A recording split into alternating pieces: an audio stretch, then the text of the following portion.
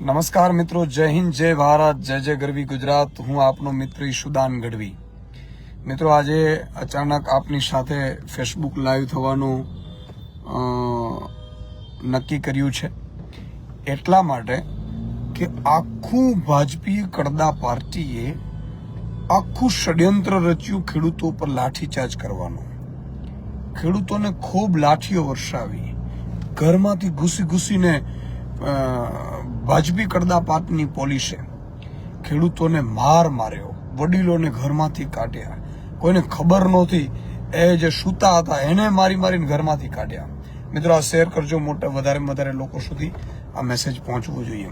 અને પછી ભાજપી કડદા પાર્ટીએ તમામ લોકોને કીધું પોતાનામાં કે હવે આ આરોપ નાખી દો આમ આદમી પાર્ટી ઉપર કે આમ આદમી પાર્ટી છે એ અરાજકતા ફેલાવે છે, ગોપાલ ઇટાલિયન, ઈશુદાન ગઢવી અરાજકતા ફેલાવે છે.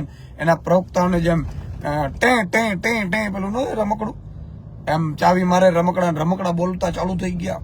મરજી પડે હોય તો મંત્રીઓ ચાલુ થઈ ગયા, જે મંત્રીઓ ને રાજીનામા આપવા પડ્યા. એક દિવસ ખેડૂતોની તાકાત હોય, એક દિવસના આંદોલનમાં ખેડૂતોએ આ મંત્રીઓના ગાભા કાઢી દીધા. બરોબર છે? તો એ ટે કરતા મંત્રીઓના ખુરશીઓ વહી ગઈ. આ ખેડૂતોના એકતાની તાકાત છે. પણ હું જે કહેવા માંગુ છું, એ લોકોએ એવું કીધું કે આમ આદમી પાર્ટીએ કરાવ્યું, આમ આદમી પાર્ટીના નેતાઓએ કરાવડાવ્યું, આમ આદમી પાર્ટી અરાજકતા ફેલાવે છે. મિત્રો, અમે તો સામાન્ય ઘરના પરિવારના દીકરા છીએ, ખેડૂતોના દીકરા છીએ. અમને ખબર છે ખેડૂતોને કેવી પીડાઓ છે. અમારે પોતાની જમીન છે. અમે લોકો બધું છોડીને, અમને ઈશ્વરે ખૂબ આપ્યું, પછી ભગવાન ભણ્યા ગણ્યા, ભગવાને ખૂબ આપ્યું, પછી નક્કી કર્યું કે હવે એટલું ઈશ્વરે આપ્યું ઘણું છે આપણા માટે, આપણે ખૂબ સુખ શાંતિથી જીવન જીવી શકીએ છીએ.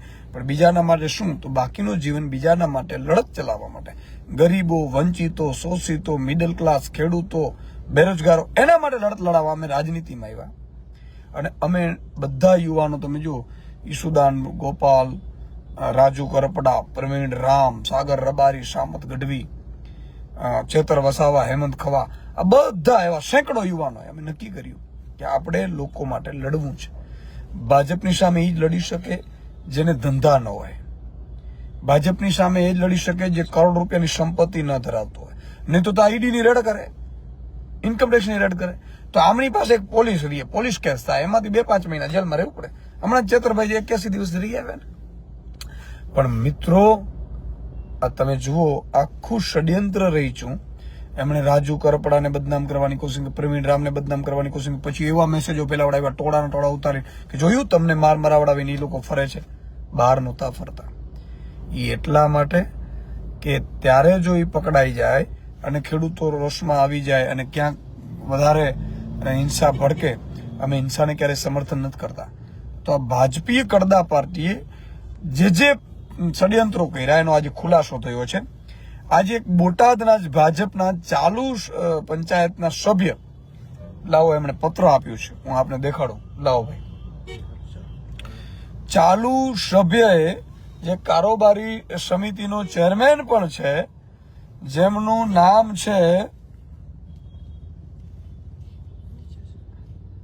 સુમિત કુમાર રૂપાભાઈ પરમાર, સામાજિક ન્યાય સમિતિ ના ચેરમેન ને તાલુકા પંચાયત કારોબારી સમિતિ બોટાદના ચેરમેન છે. આ એમણે લેટર લખ્યો છે. ભાજપના નેતા છે, ભાજપનો ચૂંટાયેલો સભ્ય છે, ન્યાય સમિતિનો કારોબારીનો ચેરમેન છે. એણે જે લેટર લખ્યો છે હું આપને સંભળાવવા માંગુ છું. મિત્રો, સત્યમેવ જયતે, ક્યારેય છે ને સત્ય છુપાતું નથી, વાર લાગે. પણ આ જે લેટર લખીને ભાજપમાંથી રાજીનામું આપ્યું છે, અને લેટર છે માનનીય પ્રમુખ શ્રી, ભારતીય જનતા પક્ષમાંથી રાજીનામું સ્વીકારવા બાબત વંદે માતરમ. સવિનય સાથ જણાવવાનું કે હું પરમાર સુમિત કુમાર રૂપાભાઈ,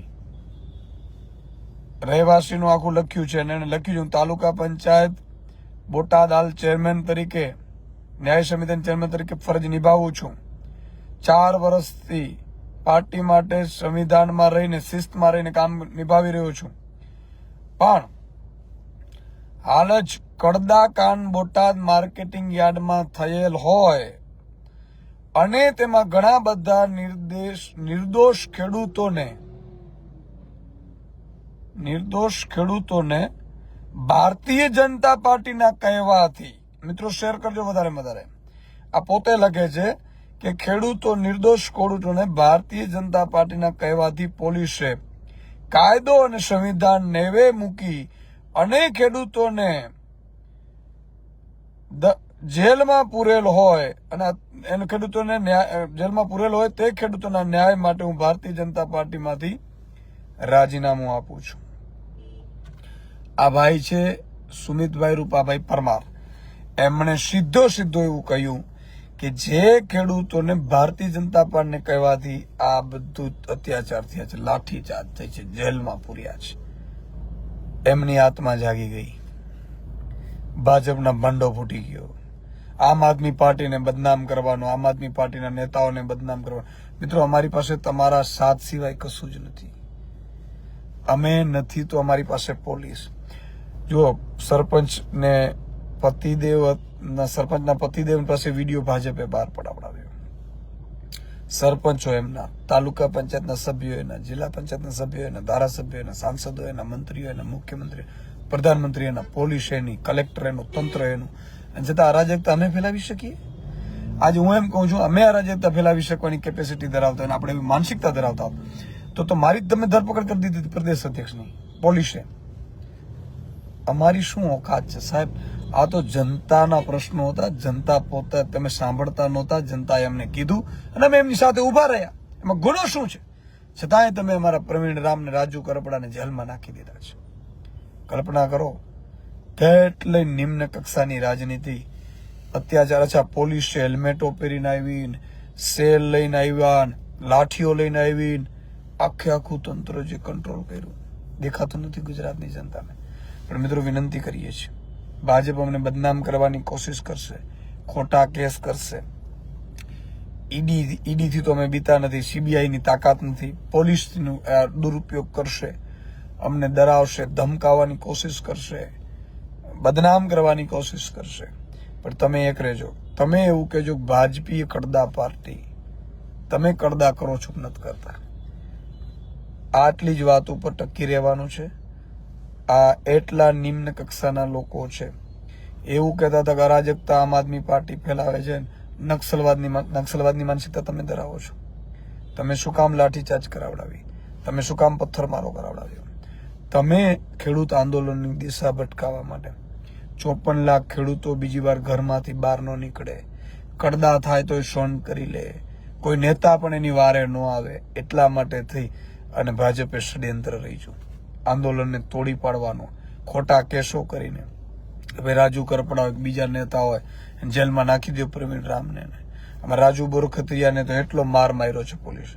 ગુનો શું છે સાહેબ? અમને શોખ નથી થતો જેલનો, અમારે કઈ જોતું નથી. પણ આ પ્રજાનો અવાજ જો આપણે ન બની શક્યા તો નમાલા નેતાઓ, નમાલી રાજનીતિ અમારે કરવી નથી. આગામી પેઢી આપણી ઠપકો આપશે કે આટલું ભાજપી કડદા પાર્ટી લૂંટતી હતી ત્યારે તમે ક્યાં હતા? તો આ મુદ્દો મારે આપને કહેવો હતો મિત્રો, એટલા માટે અચાનક લાઈવ થયો. આ વિડીયોને વધારે શેર કરજો જેથી લોકો વધુ જોઈ શકે. અને એટલું જ કહીશ કે ભાજપ આ એક ખાલી કડદામાં ભાજપનું મંત્રીમંડળ ગયું છે. દરેક એપીએમસીમાં કડદા થાય છે, એને કડના નામે કે બીજા નામે લૂંટ ચલાવે છે. તમે એક થાવ, સરકાર બદલવી છે, મંત્રીઓ બદલી તો ખાલી મોરા બદલશે, પછી તમારી પાસે આવશે જો એ ખરાબ હતો બદલી નાખો, હવે આ નવો આવ્યો, આ રૂપાડો છે. કાંઈ રૂપાડો નથી, નિયત જ ખરાબ છે.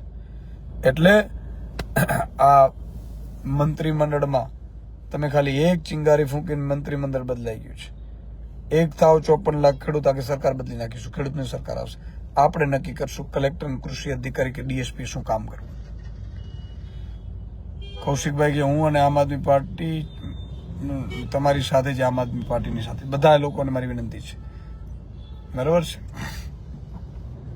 ખેડૂતોને વંચિત છે મંત્રીઓ હોવા છતાં આ બધા કોમેન્ટો આવે છે. બધાને ખૂબ ખૂબ આભાર. આજે એટલું જ કહેવાનું છે કે ભાંડો ફૂટી ગયો છે ભાજપનો. એનો ભાજપનો નેતા જ એવું કહે છે કે આ લાઠીચાર્જ છે ભાજપના ઇશારે થયો, જેલ ભાજપના ઇશારે થઈ છે. જય જવાન જય કિસાન.